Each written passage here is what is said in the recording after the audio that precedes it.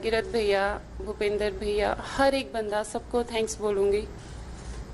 मेरे uncle aunty हैं mister Wasim Ahmad, जिन्होंने सुषमा मैम से कांटेक्ट किया और सुषमा मैम ने उन्हें अच्छे से ट्रीट करा, और just because of Sushma ma'am मैं आज सही सलामत आप लोगों के सामने बैठी हूँ। Thank you so much ma'am, thanks a lot, seriously thanks a lot and it means a lot. JP sir, thank you so much sir, इतना सपोर्ट करने के लिए। मैं अपने स्टेटमेंट में बता चुकी हूँ कि मैं पाकिस्तान सिर्फ घूमने गई थी। विज़िट का पर्पस था कि 1 तारीख को जाऊँगी तो 10 या 12 तारीख तक वापस आ जाऊँगी, लेकिन ऐसा कुछ हुआ नहीं। वहाँ जाकर सिचुएशन इस तरीके से बदली कि पता ही नहीं चला कि कब ताहिर ने मुझे स्लीपिंग पिल दी, कब मैं सोई।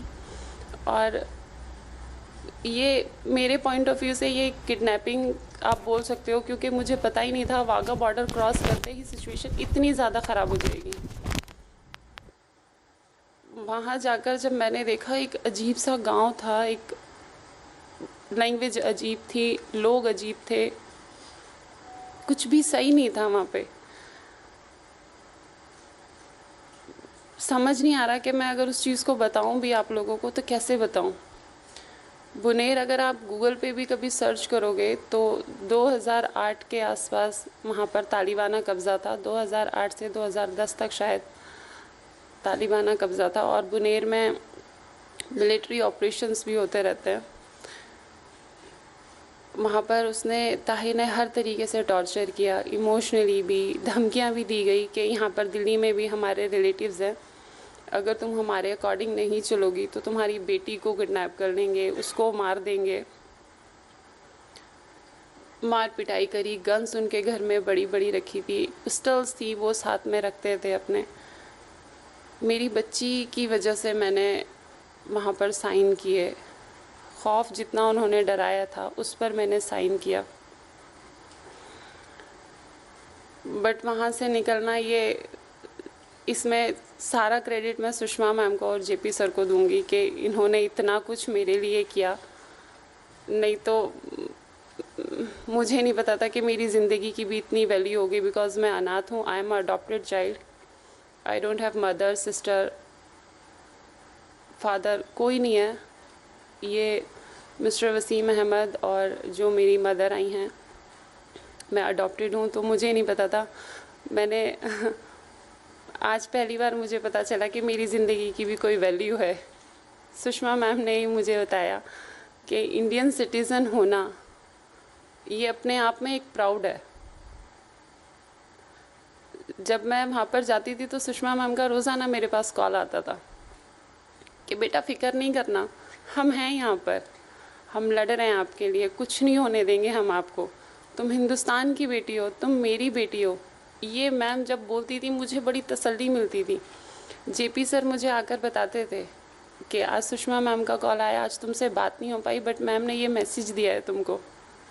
उससे मेरी हिम्मत बनती थी कि मेरे लिए मैम इतना कर रही है, मेरे लिए मेरे भारत की सरकार इतना कुछ कर रही है, गवर्नमेंट इतना कुछ कर रही है।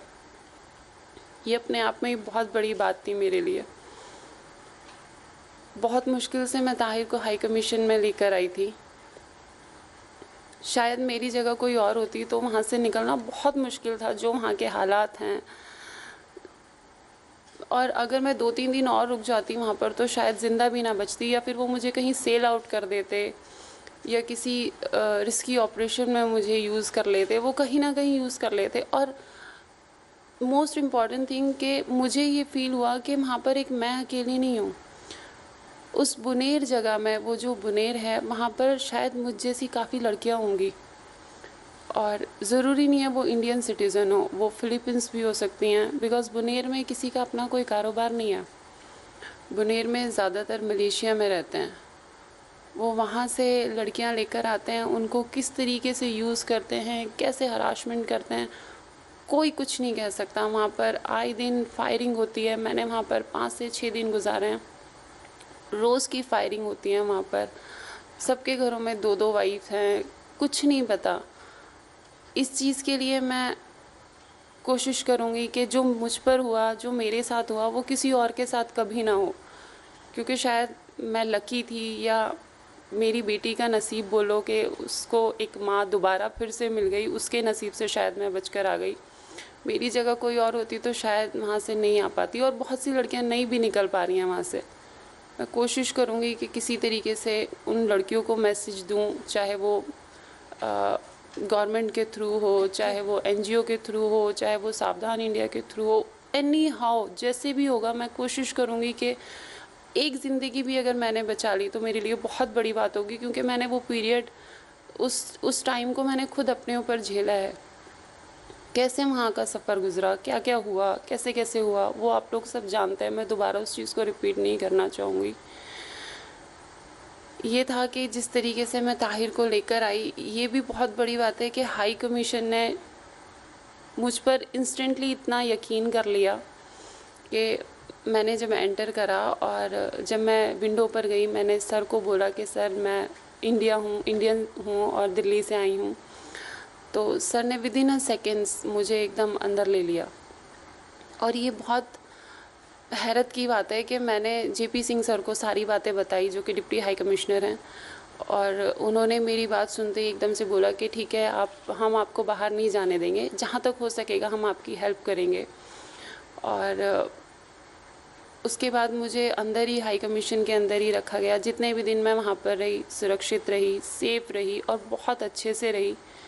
मेरे पास कुछ नहीं था जब मैं बुनेर से आई थी। मैं सिर्फ़ एक सूट में आई थी बुनेर से, बाकी कुछ भी नहीं था। आज जिस कंडीशन में, जिन हालातों में मैं बैठी हुई हूँ, ये सिर्फ सर की बदौलत है कि जेपी सिंह सर ने इतना एकदम से बोल दिया कि हम सारी चीज़ें करेंगे, और सिर्फ 2-3 दिन के अंदर सर ने सारी ज़रूरत की चीज़ें मुझ तक पहुंचाई। मुझे सेफली बहुत अच्छे से रखा। सुषमा मैम से बात करी। सुषमा मैम ने खुद ऑर्डर दिया सर को कि नहीं, हमारी बेटी है, हमारी देश की बेटी है, जो मर्जी कर दो, बच्ची को ताहिर तक मत पहुंचाना। ये बहुत बड़ी बात थी। मैम ने मेरे लिए इतना कुछ बोल दिया। मैंने इतने अच्छे वर्ड अपने लिए आज तक कभी नहीं सुने लाइफ में। मैम ने इतना कुछ बोला, बहुत बहुत बहुत बड़ी बात है। इसके लिए मैं मैम को जितना थैंक्स बोलूँ उतना ही कम है। जेपी सिंह सर ने सारी चीज़ें अरेंज करी है। मैम जब तसल्ली देती थी, सर जब तसल्ली देते थे, तो मन में एक हिम्मत बनती थी कि हाँ, कोई है सपोर्ट में पीछे। उसी की वजह से मैं कोर्ट भी जा पाई। कोर्ट में जाकर मैंने स्टेटमेंट भी दिया कि क्या क्या हुआ। सुषमा मैम का जब लास्ट मेरा हायरिंग था अभी कल, तो सुषमा मैम का 5 मिनट पहले मेरे पास फ़ोन आया। तो मैं बड़ी हैरान थी कि Sushma ma'am minister of affairs हैं, और मैं उनको याद हूँ पल पल कि मेरी कब हेयरिंग हो रही है, कब मैं कोर्ट जा रही हूँ, कब क्या सुनवाई हो रही है। मैम ने 5 मिनट पहले कॉल करके बोला कि बेटा घबराना नहीं, अच्छे से स्टेटमेंट देना। अगर 2 साल भी तुमको रखना पड़ा हाई कमीशन के अंदर, तो हम तुम्हें सेफली और अच्छे से रखेंगे, लेकिन तुम्हें ताहिर के हवाले नहीं करेंगे। ये बात बहुत बड़ी थी कि सुषमा मैम खुद मेरे से बोल रही थी कि हम तुम्हारे साथ हैं, तुम देश की बेटी हो, तुम मेरी बेटी हो। ये एक वर्ड सुनकर मुझ में हिम्मत आई। तो मैं कल कोर्ट में अंदर जाकर अपना स्टेटमेंट मैंने दिया, एंड थैंक्स टू गॉड कि मुझे वहाँ से क्लियरेंस मिल गई और मैं यहाँ तक पहुँची हूँ। बट एक बात है, पाकिस्तान जाना बहुत आसान है, बहुत इजीली आप वीज़ा अप्लाई कर सकते हो, आप पाकिस्तान जा सकते हो। बट पाकिस्तान से वापस निकल कर आना बहुत मुश्किल है। पाकिस्तान मौत का कुआं है, वहाँ से आप नहीं निकल कर आ सकते।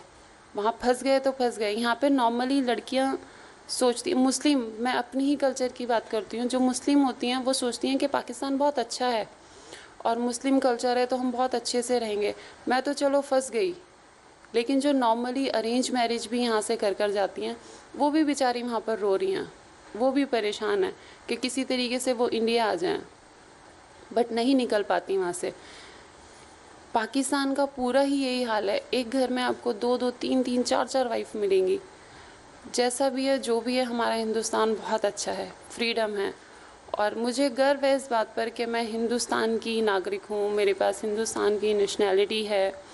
सुषमा मैम जैसे लोग हैं यहाँ पर, मुझे सीरियसली गर्व है। नहीं तो पाकिस्तान तो मेरे मन में इतना खौफ बैठ गया कि अगर कोई मुझसे एडवाइस भी लेगा पाकिस्तान की तो मैं उसको यही बोलूँगी कि पाकिस्तान मत जाना। पाकिस्तान में तो आदमी भी शायद सेफ़ नहीं है, औरत को मैं क्या बोलूँ, आदमी भी वहाँ पर सेफ़ नहीं है। जिस तरीके से हमारी कोई बात होती थी तो बहुत प्रॉब्लम होती थी हर एक चीज़ में। लास्ट यही है कि मैं बस आ गई यहाँ पर वापस, उसके लिए मैं सुषमा मैम को थैंक्स बोलूँगी, मेरे अंकल आंटी हैं मिस्टर वसीम अहमद, उनको थैंक्स बोलूँगी, हाई कमीशन को थैंक्स बोलूँगी जिन्होंने मेरे लिए इतना किया। और मुझे प्राउड है कि मैं इंडिया की बेटी हूँ, मैं इंडियन सिटीज़न हूँ। मैंने दुनिया देख ली, पूरी दुनिया भी नहीं, मलेशिया मैंने देख लिया, पाकिस्तान देख लिया, सिंगापुर देख लिया, 2-3 कंट्रीज़ देखी हैं। मेरा एक्सपीरियंस यही बोलता है कि हिंदुस्तान जैसी कोई जगह नहीं है इस वर्ल्ड में। हमें फ्रीडम है, हमें आज़ादी है, हम खुली हवा में सांस ले सकते हैं। स्पेशली वुमेंस को यहाँ पर काफ़ी पावर है, हर एक चीज़ में हिंदुस्तान बहुत अच्छा है।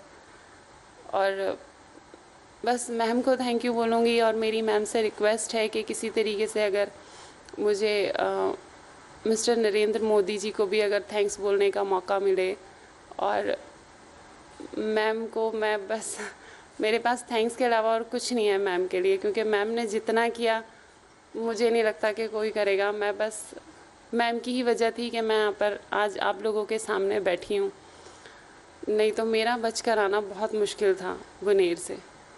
Thank you so much. बहुत बहुत शुक्रिया उस्मा जी। आप यकीन रखें कि आपके जैसे दर्द में पूरा देश शरीक था, वैसे आपकी खुशी में भी पूरा देश शरीक है। मैं रिक्वेस्ट करूंगा श्री जेपी सिंह जी से कि हाई कमीशन के नज़रिए से इस पूरे मसले में जैसे हुआ उसके मुख्तसरन इन ब्रीफ वो बताएं what transpired and what was the action undertaken by the High Commission. Thank you. Thank you sir. I think उस्मा ने काफ़ी हद तक आप लोगों को सारी चीज़ें बता दी है, बट ये हाई कमीशन के लिए एक बड़ा एक लर्निंग प्रोसेस था। मुझे अभी भी याद पड़ता है जब 5th को अराउंड 3:45 जब उस्मा आई थी काउंटर पे, विंडो पे, और जब हमने इनसे बात की तो मुझे अभी भी हम लोगों को, मुझे और हमारे ऑफिसर्स को अभी भी वो खौफनाक और जो डरा हुआ चेहरा अभी भी याद पड़ता है। तो उस टाइम एक्चुअली बहुत ही मुश्किल घड़ी थी कि डिसीज़न लेना। हालांकि वो बहुत ही मुश्किल डिसीज़न था पर बहुत ही आसान डिसीज़न भी था। मुश्किल डिसीज़न हमें इसलिए लगा क्योंकि जिस डिफ़िकल्ट स्टेशन या जिस डिफ़िकल्ट कंडीशंस में हम रह रहे हैं, क्योंकि इतना आसान नहीं था किसी को हाई कमीशन के अंदर रखना। तो उस सेंस में ये बहुत ही, क्योंकि वहाँ पे बहुत सारे एक्टर्स हैं, बहुत सारे एंगल्स हैं और बड़ी अनइंटेंडेड कॉन्सिक्वेंसेस होती हैं कि कौन सी चीज़ कहाँ चली जाए और कितने टाइम तक कहाँ जाए। तो वो बहुत ही मुश्किल डिसीजन था। बट जब इनका चेहरा देखा और जब लाइफ एंड डेथ की बात आई तो वही चीज़ बहुत आसान बन गई। तो जब हमने देखा कि इसकी ज़िंदगी बचानी है तो बस उसके बाद फिर हमने मुड़ के नहीं देखा। उससे ज़्यादा चैलेंज ये था कि इनको हाई कमीशन के अंदर कैसे एडजस्ट किया जाए। उस चीज़ में मैं ये कहूँगा कि high commission of India Islamabad काफ़ी हद तक ब्लेस्ड है कि हमारी बहुत ही अच्छा सब लोग एक फैमिली की तरह रहते हैं। और गौतम अम्बावाले जी हमारे हाई कमिश्नर हैं, उनकी लीडरशिप में सब लोग बहुत ही एक टीम मेंबर, बहुत ही एक अच्छी टीम के उसमें रहते हैं और बहुत ही एक फैमिली के हिस्से से रहते हैं। तो मुझे नहीं लगा, शायद आई थिंक उस्मा को 1-2 दिन तक बड़ी प्रॉब्लम हुई होगी कि भाई शायद मुझे दोबारा ना भेज दें, दोबारा ना, पर मेरे ख्याल से 3-4 दिन के अंदर ही वो काफ़ी हद तक सेटल हो गई थी। उससे भी ज़्यादा चैलेंज ये था कि इनको किस तरीके से आगे जो चैलेंजेस आने थे, कोर्ट में जाना था, जुडिशल मजिस्ट्रेट के सामने स्टेटमेंट देनी थी, कोर्ट में रिट पिटीशन फाइल हुई थी, उसके उधर जाना था। और ये इतनी डरी हुई थी कि हाई कमीशन से बाहर जाने के लिए इसमें ताकत ही नहीं थी। बट मैं ये कहूँगा कि उस समय जो जैसे उस्मा ने भी बताया कि मैम सुषमा जी की जो सपोर्ट था वो मैं समझता हूँ कि इस पूरे उसमें की है एक्चुअली, कि जिस तरीके से हर दूसरे दिन मैम का फ़ोन आता था, अपडेट लेती थी और मैसेजेस बड़े क्लियर थे। उस्मा को बताओ, उस्मा तुम हमारी बेटी हो, पूरा भारत तुम्हारे पीछे, तुम्हारे सपोर्ट में है, 2 साल भी रुकना पड़े तो हम रोकेंगे पर आपको ताहिर के पास नहीं जाने देंगे। तो ये बड़े शॉर्ट, बड़े क्रिस्प मैसेजेस होते थे जिसके बाद में फिर मुड़ के देखने का कोई सवाल नहीं था। तो उसके बाद में तो फिर हमें ये था कि कितने भी दिन लग जाएं कोई वो नहीं है। हम लोग ministry of foreign affairs, Pakistan ministry of foreign affairs के साथ में थे। जब ये आई थी 5th को, I think with in an hour हम लोगों ने उनसे मीटिंग करी, उनको हमने बता दिया कि ऐसे ऐसे एक इंडियन नेशनल है, डिस्ट्रेस है, सारी उनको कहानी बताई। उन्होंने भी हम लोगों को रास्ता दिखाया, काफ़ी हेल्प की, और सब लोगों के कोऑर्डिनेशन से ये जो है ये आना अपने आप में इनके लिए, और सही सलामत आ गए यहाँ पे, तो ये बहुत था। तो आई थिंक हमारे लिए भी, सब लोगों के लिए एक लर्निंग प्रोसेस है किस तरीके से एक मिशन, एक इंडियन नेशनल, एक एम्बेसी एक इंडियन नेशनल के लिए किस तरीके से इम्पोर्टेंट होती है, वो मैंने इस एपिसोड के बारे में समझा है। हम बोलते थे, हम सुनते थे, पर फर्स्ट टाइम मुझे लगा कि एक इंडियन नेशनल जो बाहर है उसके लिए एक मिशन कितना इम्पोर्टेंट है, वो बिल्कुल क्लियर हो गया। इनफैक्ट मैं तो अभी इस पे ये ऐसा है कि इस पे एक केस स्टडी भी करनी चाहिए, और बड़ा ही मतलब बहुत ही हमें सेटिस्फेक्शन मिला, एक जॉब सेटिस्फेक्शन मिला कि आपने किसी की लाइफ बचाई है। बस मैं इतना ही कहना चाहूँगा मैं। Thank you. Thank you JP. आप लोगों ने उज़मा जी से सुना और जेपी से भी सुना कि एक माँ की ममता ही नहीं बल्कि माँ जैसे अपने बच्चों की रक्षा करती है, उस संकल्प शक्ति के साथ किस तरीके से इस पूरे प्रक्रम के दौरान माननीय विदेश मंत्री जी ने मार्गदर्शन किया, और एक तरफ और दूसरी तरफ साथ साथ उज़मा का ढाढ़स भी बनाए रखा। तो अब मैं माननीय विदेश मंत्री जी से आग्रह करूंगा कि वो इस्तकबाल करें, खुशामदीद करें उज़मा का, और अपने आशीर्वाद से उन्हें नवाजें। धन्यवाद गोपाल। मित्रों, आज जब उज़मा ने वाघा बॉर्डर क्रॉस किया तो मैंने एक बहुत राहत की सांस ली। उज़मा की कहानी आपने उज़मा की ज़ुबानी अभी सुनी है, और सच्चाई ये है कि उस कहानी के बहुत से एलिमेंट्स, बहुत से तत्व मुझे भी आज पहली बार पता लगे हैं। क्योंकि मेरी जब उससे फ़ोन पे बात होती थी, फ़ोन छोटा होता था, शायद वो डरी भी हुई थी, पूरी बात वहाँ से बता नहीं पाती थी। कुछ बातें जेपी से पता चली, लेकिन बुनेर में उसके साथ क्या क्या घटा, बुनेर कैसा है, क्या, ये सारी चीज़ें मुझे भी आज पहली बार जानकारी उसकी मिली है। उज़मा, तुम बार बार मेरा धन्यवाद कर रही थी। मैं समझती हूँ मैं तो अपना फ़र्ज़ अदा कर रही थी, इसलिए धन्यवाद की पात्र नहीं हूँ, लेकिन मैं तुम्हारे प्रति एक आभार ज़रूर प्रकट करना चाहती हूँ इस बात के लिए कि तुमने संकट में इंडियन हाई कमीशन पर भरोसा किया। ये बहुत बड़ी बात है हमारे लिए कि दूर देश में बैठी हुई एक लड़की जब फंस जाए तो उसे कहीं एक रोशनी की किरण दिखे, और वो भारतीय दूतावास दिखे कि मैं इंडियन हाई कमिश्नर जाती हूँ और वहाँ मुझे सुरक्षा मिलेगी, वहाँ मुझे राहत मिलेगी। और तुम्हारी बुद्धि का कमाल है, कैसे तुम उस व्यक्ति को लेकर के इंडियन हाई कमीशन पहुँची ये शायद तुम ही जानती हो, लेकिन तुम पहुँच गई। और अंदर जाने के बाद इन्होंने जब जेपी से बात की और ये सब बताया, तो एक बात वो कहना भूल गए दोनों, जो उन्होंने मुझे वहाँ से कहा कि वो ये कह रही है कि अब मैं यहाँ आ गई हूँ, अगर आपने मुझे यहाँ से बाहर निकाला तो मैं बाहर निकल के खुदकुशी कर लूँगी, लेकिन इसके साथ नहीं जाऊँगी। उसके बाद मैं गर्व महसूस करती हूँ जेपी सिंह जैसे अफसर पर। यहाँ HOM कॉन्फ्रेंस चल रही थी, हमारे हेड ऑफ मिशंस की कॉन्फ्रेंस चल रही थी, इसलिए हाई कमिश्नर गौतम बंबावाले यहाँ थे। हम सब लोग इतने व्यस्त थे कि कोई भी उन्हें सलाह देने के लिए उपलब्ध नहीं था, और ये एक सुखद संयोग है। गोपाल साक्षी हैं कि अपना उद्बोधन देते हुए, अपने हाई कमिश्नर्स को संबोधित करते हुए मैंने कहा था कि 2 वर्षों के तुम्हारे काम को देखने के बाद मैंने एक घोष वाक्य बनाया है जो पूरे मीडिया कैंपेन में चल रहा है, परदेश में आपका दोस्त भारतीय दूतावास। ये हमारे हर कैंपेन में चल रहा है, परदेश में आपका दोस्त भारतीय दूतावास। और मैंने कहा मुझे लगता है कि आप सब इस कसौटी पर खरे उतरेंगे, क्योंकि ये आपके लिए बना है। मुझे नहीं मालूम था कि 24 घंटे के अंदर अंदर एक ऐसा अफसर जो इसको यहाँ बैठे सुन भी नहीं रहा, वो ये सच करके दिखा देगा कि हाँ, परदेश में आपका दोस्त भारतीय दूतावास। जैसे जेपी ने कहा कि बहुत कठिन था ये निर्णय, हाई कमिश्नर पास नहीं थे जिनसे पूछ सकते, मुझसे संपर्क नहीं कर पा रहे थे, फॉरेन सेक्रेटरी से संपर्क नहीं कर पा रहे थे। लेकिन उन्होंने जो कहा कि जितना कठिन था उतना ही आसान भी था, उसमें जो एक कॉमन थ्रेड है उसको समझिए कि जब उसने ये कहा कि मैं इंडियन नेशनल हूँ, तो उसके बाद बाकी चीज़ें गौण हो गई। क्या एंगल है, कौन कल को क्या कहेगा, कहाँ मुझे जवाब देना पड़ेगा। अगर एक भारतीय नागरिक बिना उसका मजहब देखे, बिना उसका प्रांत देखे, बिना उसकी भाषा देखे इतना भर आकर कह दे एम्बेसी की विंडो पे that I am an Indian national, मैं भारतीय नागरिक हूं, ये हमारे लिए काफ़ी है।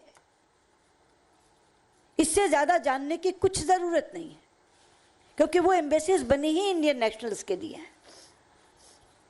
तो अगले दिन मुझे उन्होंने बताया कि मैम ऐसे ऐसे एक उज़मा नाम की लड़की आई है, भारतीय नागरिक है, यहाँ घूमने आई थी, एक लड़का उसे मलेशिया में मिला था, तो उसने कहा था, उसी ने उसको स्पॉन्सर किया कि तुम आओ, हम तुम्हें यहाँ घुमाएंगे। लेकिन यहाँ उसके साथ इतनी बड़ी वारदात हो गई कि उसने उससे गन पॉइंट पे निकाहनामा लिखवा दिया। और हमारी लेडी ऑफिसर्स ने देखा है, उसके साथ बहुत मार पिटाई हुई है और वो ट्रॉमा में है। और वो इतनी डरी हुई है कि कहती है कि अगर आप मुझे बाहर भेजने का निर्णय करें तो जहर की पुड़िया साथ ले आइए, मैं जिंदा बाहर नहीं जाऊंगी, जीवित बाहर नहीं जाऊंगी। तो मैंने कहा जेपी आप मेरी उससे बात करा दो और उसको कह दो कि साल रखना पड़े, 2 साल रखना पड़े, 3 साल रखना पड़े, इंडियन हाई कमीशन तुम्हें रखेगा, लेकिन उसके हवाले नहीं करेगा जिसने तुम्हें ये ट्रॉमा दिया है। तो उन्होंने कहा मैं 15 मिनट बाद आपकी बात कराता हूँ। तो 15 मिनट बाद मेरी उज़मा से बात हुई, यही संदेश मैंने उज़मा को भी दिया। पर जिस तरीके से जेपी ने इस पूरे केस को हैंडल किया, हम लोग समझते थे कि विदेश मंत्रालय में जाकर बात करने के बाद वो बाहर आ जाएगी, क्योंकि उसका वीज़ा 30 मई तक ही था। लेकिन ताहिर ने पिटीशन डाल दी, केस डाल दिया। तो उन्होंने अपनी ओर से रात रात में वकील करके अपनी पिटीशन उज़मा की तरफ से भी डलवाई। दोनों पिटिशनर्स की पहले अलग अलग सुनवाई हुई, बाद में उन्होंने कहा एक ही दिन 22 तारीख को हम दोनों की सुनवाई करेंगे। वो सुनवाई हुई। मैं आज यहाँ आभार प्रकट करना चाहूँगी, बिना इस बात को देखे कि हिंदुस्तान पाकिस्तान के बीच में तनाव के क्या रिश्ते हैं।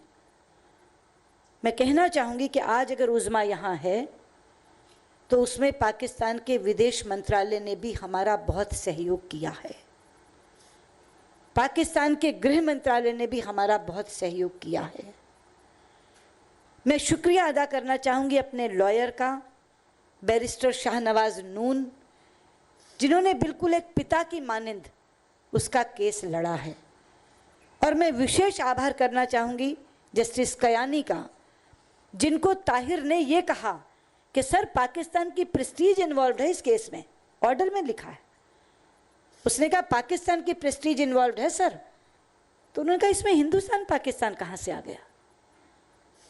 उन्होंने एक मानवीय संवेदना के नाते वो ऑर्डर कोर्ट में ही दिया, कहा कि यहाँ इमिग्रेशन शीट अभी जमा कराओ, इंटीरियर मिनिस्ट्री को कहा दस्तावेज दो, और जेपी को कहा कि वाघा बॉर्डर से निकाल कर बच्ची को ले जाओ।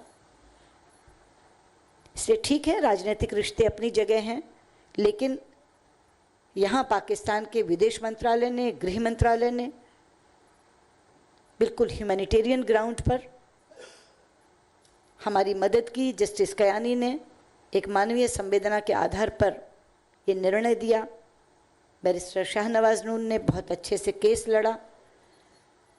और जब ये वाघा बॉर्डर पे आ गए, क्योंकि वहाँ इन्हें लगभग 1 घंटा लगा, उसके बाद ये लौटे, तो वो जो तस्वीर मैंने देखी कि जब उज़मा ने हिंदुस्तान की धरती को चूमा और माथे से लगाया, तो अपने यहाँ कहते हैं a picture speaks 1000 words, more than 1000 words, 1000 शब्दों से ज़्यादा एक तस्वीर बोलती है। उसके बाद उज़मा के मन में क्या भाव हिंदुस्तान के लिए रहे होंगे, उस मिट्टी को माथे पर लगाते हुए उसको उन्होंने स्वयं प्रकट भी किया है, ज़बानी भी। लेकिन बच्चे, उस एक तुम्हारे जेस्चर ने पूरे हिंदुस्तान का मन मोह दिया। उसके बाद तुम ये नबी कहती तो भी तुम्हारा ये एक भाव प्रकट करना कि हिंदुस्तान की धरती पर कदम रखते ही तुमने धरती को चूमा, और मिट्टी को माथे से लगाया, वो सब कुछ कह गया, वो सब कुछ कह गया। आज बच्ची माँ से मिली है क्योंकि उसके भाई उज़्मा के वसीम मुझे मिलने आए थे, मैंने उन्हें बुलाया था, शुरू में पूरी कहानी बताई थी, तो तब उन्होंने कहा कि उसकी 3 साल की बच्ची है। और मैंने वहाँ जाकर उनका फ़ोन आया कि मैंने उसको कहा है कि तुम्हारी मम्मी उन आंटी जी के पास